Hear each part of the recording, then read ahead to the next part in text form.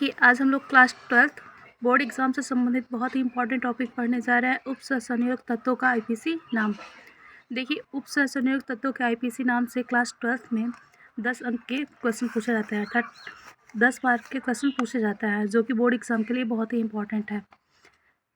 उपसंयुक्त तत्वों के नाम का आईपीसी नेम बनाने से पहले सबसे पहले इनकी बेसिक नाम हमें जानना आवश्यक है। इसके पहले वीडियो में हमने उपसंयुक्त तत्वों के आईपीसी नाम के लिए जो बेसिक नाम होता है तथा हाइड्रोकार्बन में किस कार्बन के अणु या किस तत्व के अणु कितनी संख्या उसे क्या कहेंगे, उसके पहले वीडियो में हमने अपलोड कर दिया है, वहाँ से आप देख सकते हैं। यहाँ पे केवल हम बोर्ड एग्ज़ाम के लिए इम्पोर्टेंट जो एग्जाम्पल्स हैं उसके थ्रू समझेंगे कि उनका आईपीसी नाम कैसे बनाएंगे। तो सबसे पहले बात करते हैं K3FeCN6 की। तो देखिए, यहाँ पे उपसंयुक्त यौगिकों के या तत्वों के आईपीसी नाम बनाने से पहले हमें जानना होगा कि जो कोष्ठक में तत्व दिए गए होते हैं उससे पहले जो तत्व उपस्थित है उनका आईपीसी नाम लिखते हैं, और उसके साथ साथ जो कोष्ठक के बाहर जो तत्व उपस्थित होते हैं, चाहे वो पहले हो या अंत में है, उनके नाम में कोई परिवर्तन नहीं होता है। केवल उन तत्वों में या उन यौगिकों में परिवर्तन होता है जो कोष्ठक के अंदर, बड़े या छोटे कोष्ठक के अंदर होते हैं। तो सबसे पहले यहाँ पे देखते हैं हम K3FeCN6 में। तो देखिए, यहाँ पे पोटेशियम है, तो पोटेशियम के नाम में कोई परिवर्तन नहीं होगा क्योंकि यह कोष्ठक से बाहर है। अब उसके बाद बात करते हैं हम कोष्ठक की। तो देखिए, देखा जाता है कोष्ठक में कि सबसे अधिक किस तत्व के अणुओं की संख्या अधिक है, किस तत्व के अणुओं की संख्या अधिक है। तो यहाँ पे देखिए CN अर्थात साइनाइड के अणुओं की संख्या 6 और फेरस के अणुओं की संख्या 1। अर्थात सबसे पहले जब हम नाम लिखेंगे तो CN6 अर्थात यहाँ पे साइनाइड का नाम सबसे पहले लिखेंगे। तो यहाँ पे उसके कितने अणु उपस्थित है? 6 अर्थात हेक्स, और उसका हो जाएगा हेक्सा। और साइनाइड का जब आईपीसी नाम बनता है तो उसे हम साइनो कहते हैं, और यहाँ पे हो जाएगा फेरस को फेरेट कहते हैं, फेरेट। और उसके अलावा देखिए यहाँ पे थर्ड होगा। थर्ड क्यों होगा? कि जब भी उपसंयुक्त यौगिकों का निर्माण होता है तो ऋणायन तथा धनायन दोनों के संयोग से होता है। तो देखिए, यहाँ पे ऋणायन 6 अणुओं की संख्या है, जबकि पोटेशियम धनायन है उस पर 3 अणु है, अर्थात कितने अणु की आवश्यकता है? 3। इसलिए potassium hexacyanoferrate third लिखेंगे। अर्थात K3FeCN6 का जो आईपीसी नाम होगा वह potassium hexacyanoferrate third होगा। अब बात करते हैं हम अगले एग्जाम्पल की। अब बात करते हैं हम दूसरे एग्जाम्पल NiCO4। अर्थात यहाँ पे देखिए कार्बोनेट के अणुओं की संख्या 4 है, अर्थात कार्बोनेट के 4 अणुओं को हम टेट्रा कहते हैं, और कार्बोनेट का जब आईपीसी नाम बनता है तो उसे हम कार्बो लिखते हैं, टेट्रा कार्बो। और निकिल को हम निकलेट कहते हैं। उसके अलावा यहाँ पे 4 हो जाएगा। देखिए, जैसा कि हमने कहा कि उपसंयुक्त यौगिकों का निर्माण ऋणायन तथा धनायन दोनों के संयोग से होता है, अर्थात यहाँ पे कार्बोनेट के अणुओं की संख्या 4 है तो निकिल के भी अणुओं की संख्या 4 होगी। इसलिए NiCO4 का आईपीसी नाम जो होगा टेट्रा कार्बो निकलेट होगा। बात करते हैं हम अगले एग्जाम्पल की। तो CONH36Cl3। देखिए, कोबाल्ट कोष्ठक से बाहर है तो उसके नाम में कोई परिवर्तन नहीं होगा, अर्थात यहाँ पे हो जाएगा कोबाल्ट।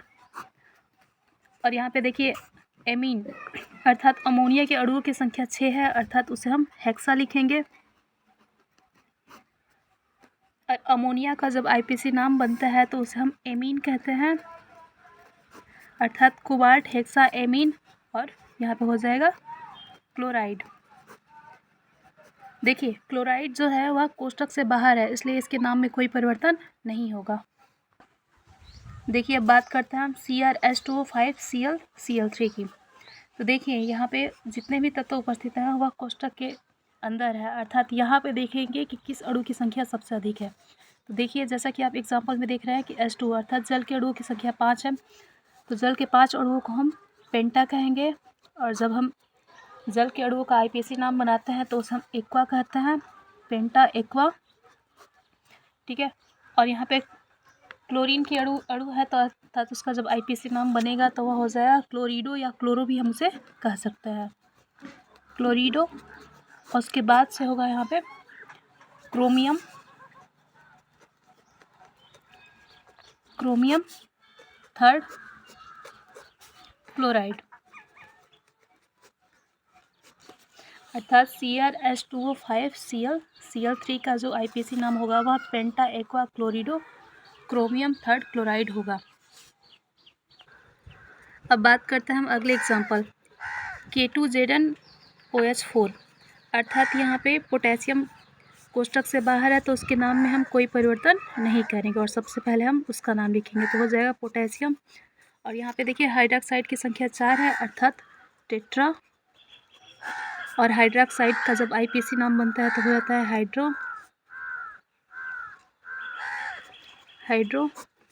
और उसके बाद हो जाएगा जिंक का जब IPC नाम बनाएंगे तो हो जाएगा जिंकेट, और यहाँ पे क्या हो जाएगा जिंकेट सेकेंड। यहाँ पे देखिए सेकेंड इसलिए लिखा गया है क्योंकि हाइड्रोक्साइड माइनस आयन पे अर्थात ऋणायन की संख्या 4 है और यहाँ पे K2 अर्थात पोटेशियम के अणुओं की संख्या 2 है और यहाँ पे कितने अणुओं की आवश्यकता है 2, अर्थात K2ZnOH4 का जो IPC नाम होगा वह पोटेशियम टेट्राहाइड्रो जिंकेट और सेकेंड होगा। सेकेंड इसलिए होगा कि हमने इससे पहले ही आपको कहा था कि जब उपसहसंयोजक यौगिकों का निर्माण होता है तो ऋणायन तथा धनायन दोनों के संयोग से होता है, अर्थात जितने ऋणायन उपस्थित होंगे उतने ही धनायन होंगे, अर्थात यहाँ पे ऋणायन की संख्या 4 है और यहाँ पे धनायन की संख्या 2 है, अर्थात पोटेशियम को 2 अणुओं की आवश्यकता है जिसके कारण हम यहाँ पे इसे सेकेंड लिखेंगे। अब बात करते हैं हम अगले एग्जाम्पल K3CrC2O4 अर्थात देखिए यहाँ पे K3 कोष्टक से बाहर है तो उसके नाम में कोई परिवर्तन नहीं होगा तो हो जाएगा यह हमारा पोटेशियम, ठीक है। और उसके बाद से C2O4 अर्थात C2O4 को हम ऑक्सीलेट कहते हैं। इसके अणुओं की संख्या कितनी है 6, अर्थात 6 अणुओं को हम पहले लिखेंगे हेक्सा ऑक्सीलेट, और यहाँ पे क्रोमियम है तो उसे क्या हो जाएगा क्रोमेट, और इसके साथ ऑक्सीलेट के साथ यहाँ पे थर्ड का प्रयोग होगा।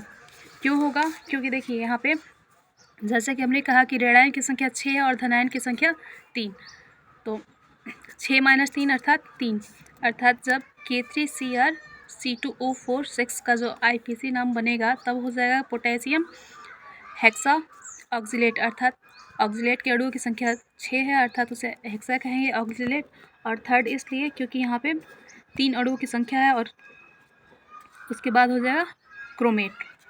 उम्मीद करते हैं आप सभी को समझ में आया होगा। देखिए बोर्ड एग्ज़ाम क्लास 12th के लिए बोर्ड एग्ज़ाम में IPC नाम जो है वो बहुत ही महत्वपूर्ण है। हर वर्ष 10 नंबर के क्वेश्चन पूछे गए हैं। इसमें से 2 जो क्वेश्चन होंगे उसमें आपको IPC नाम बताना होगा, अर्थात उसका हिंदी देना होगा, आपको सूत्र दिए रहेंगे, जबकि 2 या 3 क्वेश्चन ऐसे होंगे जिनमें आपको सूत्र दिए IPC नाम दिए होंगे, उसके आपको अणु सूत्र लिखने होंगे।